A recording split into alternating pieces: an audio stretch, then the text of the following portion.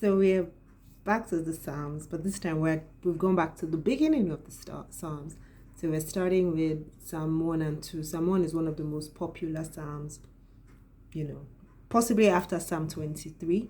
I don't know which one will come first, Psalm 1 or Psalm 23. But anyway, from reading Psalm 1, which most of us know by heart, these are the lessons that I learned. A blessed person is one who does and knows the will of God, who delights in his word and meditates on it day and night. Meditation doesn't just mean, primarily mental knowledge, but a constant yielding to the will of God. David was someone who, meditated on the Lord always, and he did an exemplary or laid an exemplary sort of lesson or gave an example of what it really is like to meditate on the word of God.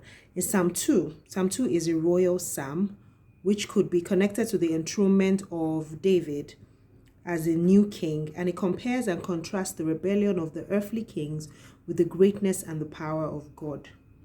It describes the enemies of Israel opposing David as king, as well as the people, and how their enemies are God's enemies, and God dealt with their enemies accordingly. In Psalm 15, we see a description of the character of those who dwell with the Lord, specifically those who worship him. They experience fellowship with God, and the acceptable worship for God's people comes from living blamelessly, doing righteousness, and speaking truths from the heart. He who walks uprightly puts God in the center of their lives, with both wisdom and action and practices, and they practice right living daily in their relationship with others. This psalm demands self-examination in preparation for worship. Psalm 22 is a great messianic psalm. Jesus quoted the first verse on the cross, and it is believed that he did so because the Father couldn't behold him with all the sins of the world upon him at that moment. So if you remember that verse, it was, my God, why have you forsaken me? The psalm was written by David, and parts were fulfilled by Christ on the cross. Now, most people think, oh, God abandoned Jesus at that moment. But verse 24 says that, no, has he hidden his face from him? But when he cried out, he heard him. This alludes to the fact that God didn't, in fact, turn his face from Jesus on the cross at all. Some people believe, some people don't. After reading this, I'm inclined to believe that God didn't.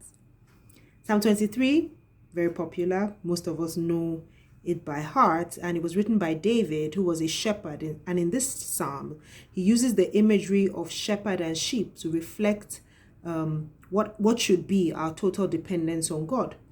The emphasis to trust God to meet all our needs and provide everything we need is very strong here. And the Lord's rod and staff lovingly guides, protects, and disciplines his sheep. In verse 6, where he says, surely your goodness and mercy, the mercy here describes God's steadfast love. Psalm 24 celebrates God, the King of glory, and his kingdom. It's similar to Psalm 15 from verse 1 to 5. So Psalm 15 1 to 5 and Psalm 24 1 to 6 are quite similar. Then the other part, that's Psalm 7 to 10, talks about the time when the ark was brought back to Jerusalem by David. And this was when he wrote the psalm, and he was specifically speaking to the gates of the city, where it says, raise up your heads, O ye gates, be lifted up, you everlasting doors, let the King of glory come in. He was commanding the gates to be opened and lifted as the presence of God approached and entered into the city. Now, I didn't know that before I read this time, so this was very, interesting information for me. Psalm 47 is another psalm that celebrates the ark's move to Jerusalem, which was characterized with lots of shouts, claps, singing, dancing, and rejoicing. It calls a praise to God as the ruler of the earth, for he is greatly exalted.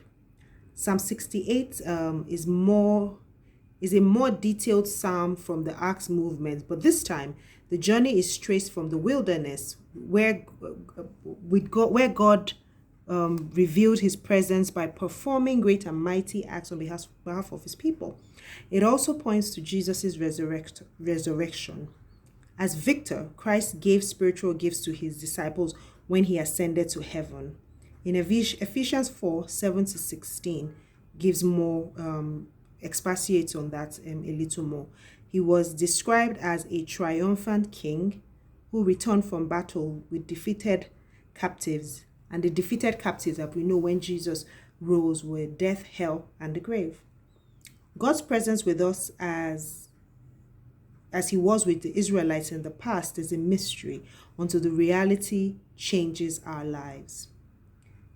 Finally, David calls for the worship of the great and good God who gives power and strength to his people.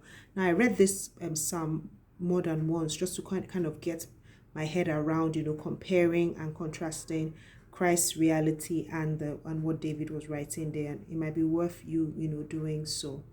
But here's my lesson from reading these verses or these psalms. God is our source of restoration and comfort. In Psalm 23, David spoke about how God made him to lie down in green pastures and in still waters. As in verse 2. God sometimes has to make us rest.